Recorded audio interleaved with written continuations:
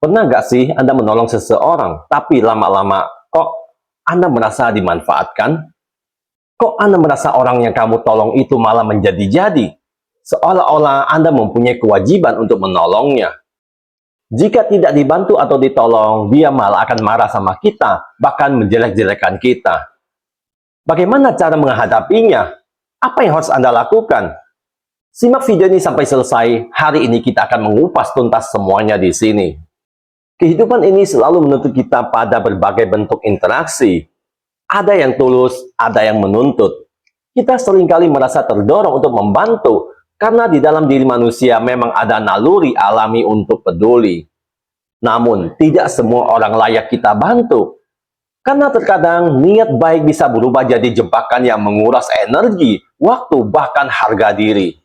Dalam pandangan filosofi Stoikisme, kebijaksanaan bukan hanya tentang berbuat baik, tetapi juga tentang tahu kapan harus berhenti.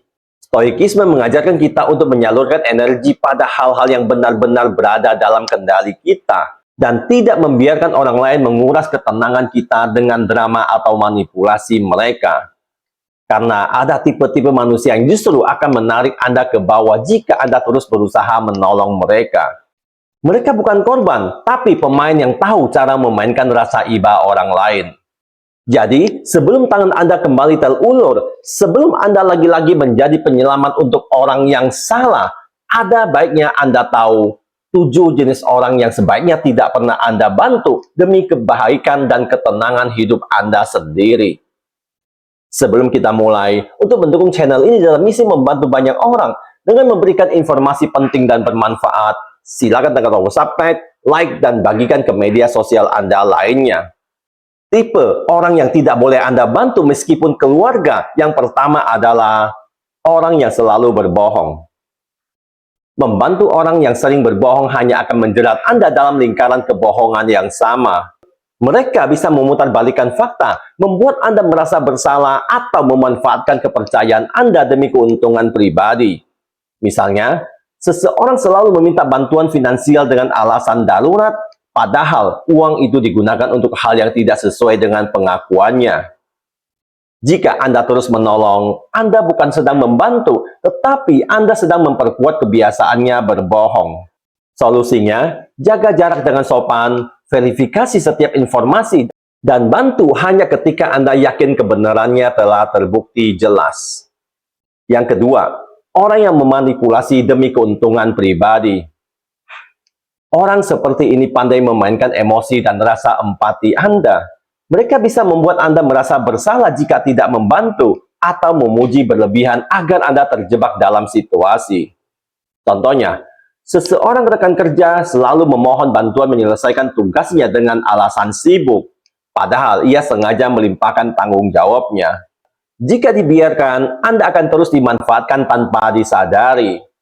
Solusinya, tetapkan batasan yang tegas, katakan tidak dengan tenang dan tanpa rasa bersalah.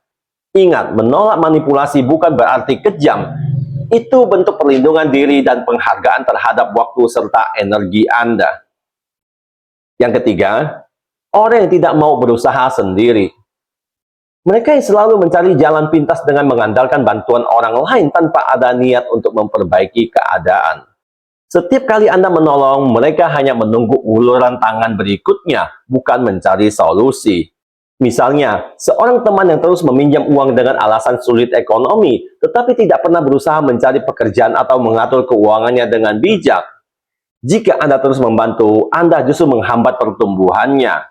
Solusinya adalah bantu hanya dalam bentuk dorongan atau arahan, bukan materi.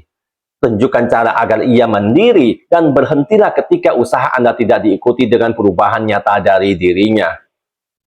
Yang keempat, orang yang menyakiti orang lain secara sengaja. Membantu orang yang dengan sadar menyakiti orang lain, baik melalui ucapan, tindakan, maupun perilaku manipulatif, hanya membuat Anda turut membenarkan perilaku tersebut. Misalnya, seseorang sering menjelekkan rekan kerja lain demi terlihat lebih baik di depan atasan, lalu meminta dukungan Anda untuk membenarkan tindakannya. Jika Anda ikut membantu, Anda ikut melanggengkan ketidakadilan. Solusinya adalah hindari terlibat dalam rencana atau pembenaran mereka. Beri batas yang jelas dan jangan takut mengambil jarak. Ingat, membantu orang seperti ini bukan bentuk kebaikan, melainkan kompromi terhadap nilai dan integritas Anda sendiri. Sebelum kita lanjut, saya ingin tahu apakah Anda mempunyai teman atau bahkan keluarga yang selalu memanfaatkan kebaikan Anda? Tulis di kolom komentar. Tipe orang yang tidak boleh Anda bantu meskipun keluarga yang kelima adalah orang yang tidak menghargai bantuan. Orang seperti ini menerima pertolongan seolah itu adalah hal yang seharusnya mereka dapatkan. Tidak ada ucapan terima kasih, tidak ada perubahan sikap, bahkan terkadang mereka menuntut lebih. Misalnya, seseorang yang sering Anda bantu dalam pekerjaan tetapi tidak pernah berterima kasih, justru mengeluh ketika Anda sekali saja menolak. Jika dibiarkan, Anda akan terus merasa lelah dan tidak dihargai. Solusinya adalah hentikan bantuan sementara untuk menguji ketulusan mereka. Bantulah hanya orang yang tahu cara menghargai dan belajar dari pertolongan. Karena rasa syukur adalah tanda bahwa bantuan Anda benar-benar bernilai. Yang keenam, orang yang hanya datang saat membutuhkan. Tipe ini muncul hanya ketika mereka sedang kesulitan, lalu menghilang begitu masalahnya selesai. Mereka tidak tertarik menjaga hubungan, hanya memanfaatkan kebaikan hati Anda saat sedang terdesak. Contohnya, seorang kenalan yang tiba-tiba menghubungi Anda setelah bertahun-tahun hanya untuk meminjam uang atau meminta bantuan pekerjaan. Begitu urusannya selesai, ia kembali menghilang tanpa kabar. Jika Anda terus meladeni, pola itu akan berulang. Solusinya, kenali pola kedatangannya dan jangan buru-buru menolong.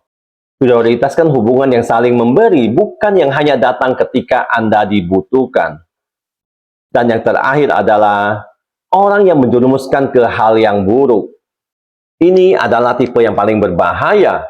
Mereka menggunakan kedekatan untuk menarik Anda ke dalam tindakan atau lingkungan negatif. Bisa berupa ajakan untuk melanggar aturan, melakukan kebohongan, atau kebiasaan buruk seperti berjudi, bergosip, dan bermalas-malasan.